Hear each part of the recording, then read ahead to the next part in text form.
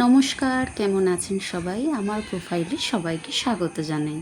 দিনটা ছিল জামাই ষষ্ঠী, 12ই জুন 2024।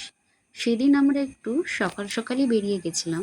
তার কারণ, যা গরমের তাপপ্রবাহ, একটু সেজেগুজে যেতে হলে তো একটু সকাল সকাল না গেলে হয় না, কারণ গরমের মধ্যে নাহলে যাওয়া যাবে না। সেই কারণেই আমরা সকাল সকাল রওনা দিয়ে ঠিক 7:30টার মধ্যে পৌঁছেও গেছিলাম। আমার শ্বশুরবাড়ি থেকে আমার বাপের বাড়ির ডিস্টেন্সটা মাত্র বাইকে 3 থেকে 4 মিনিট।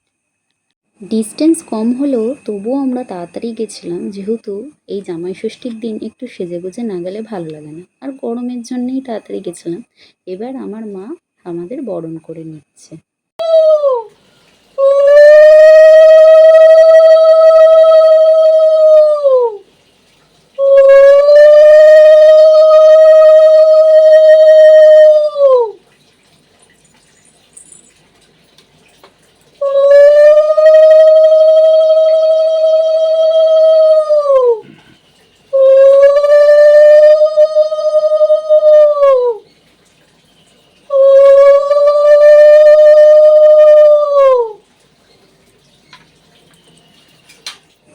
কুলো দিয়ে বরণ হয়ে গেল, এবার ধান দুব্বো দিয়ে আমাদের আশীর্বাদ করে নিচ্ছে।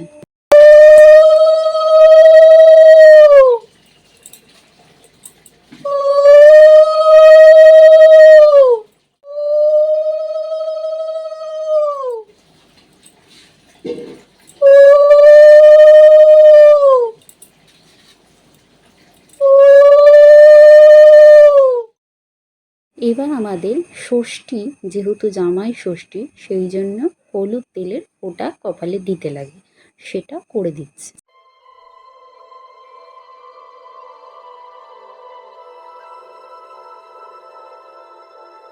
জামাই ষষ্ঠীতে আর একটা নিয়ম হচ্ছে হাতে হলুদ সুতো বাঁধা। এটা 2.5 দিন রাখতে হয়। ছেলেদের ডান হাতে এবং মেয়েদের বাঁ হাতে বেঁধে দিতে হয়। এটা মেয়ের মা এবং জামাইয়ের শাশুড়ি করে থাকে এই নিয়মটা।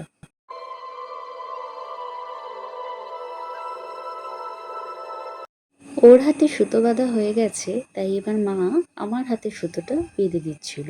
এই সুতোটার অনেক ভূমিকা আছে এই জামাই ষষ্ঠীর ক্ষেত্রে, এবং এটা অবশ্যই কিন্তু 2.5 দিন হাতে রাখতে হয়।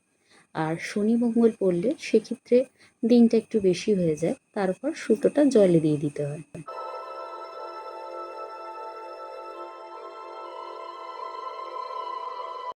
এবার একটা বিশেষ নিয়ম, সেটা হচ্ছে জামাইকে হাওয়া দেওয়া।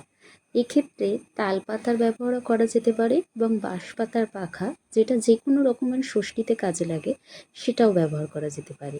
এবং এই পাখার মধ্যে দেখুন অনেক ধরনের পাতা, তারপর খেজুর, তারপর করমচা, এরকম দিয়ে একটা আটি মতো করা, সেটা বাঁধা রয়েছে। এটা জামাই ষষ্ঠীতে জামাইয়ের মেয়েকে বাতাস করার সময় লাগে, তাই সেটা প্রথমে পাখাতে বেঁধে নেওয়া হয়। আর ওই পাখাটা আমরা যখন তারাপীঠ গেছিলাম ওখান থেকে মা নিয়ে এসেছিল। আর পিতলের পাখাটা আমার একটু পছন্দ বলে তাই মা কিনে এনেছিল হাওয়া দেওয়ার জন্য, ওটা নিয়মের মধ্যে নয়।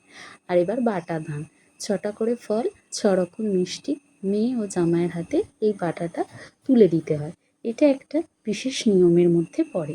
এবং বাটা তুলে দেওয়ার পর আবার একটু মিষ্টি মুখ করিয়ে জলও খাইয়ে দিতে হয়। এটা একটা বিশেষ নিয়ম, এবং এই বাটা ধানের একটা বিশেষ ভূমিকা আছে এই জামাই ষষ্ঠীর ক্ষেত্রে।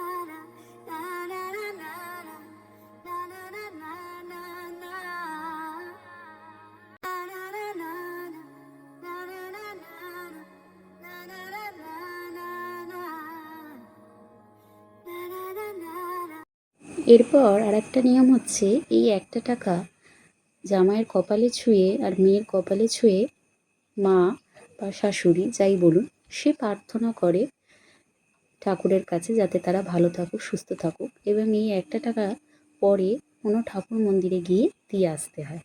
তারপরে এই সমস্ত পর্ব শেষ হওয়ার পর আমরা মাকে এবার দুজনে এদিকে পরে তাকাও আশীর্বাদ একটু। শুনে নিলাম, পরে বাবাকেও হ্যাঁ। করেছিলাম, যদিও ওটা ভিডিও করা হয়নি। এটা হচ্ছে আমাদের এবারে ষষ্ঠীর জলখাবার। প্রত্যেকবারই লুচি আলুর দম হয়ে থাকে, এবার আমরা একটু অন্যরকম খেয়েছিলাম, ডিম টোস্ট আর পায়েস। এবার হচ্ছে মেন কোর্স, মানে দুপুরবেলার মধ্যাহ্নভোজের আইটেম।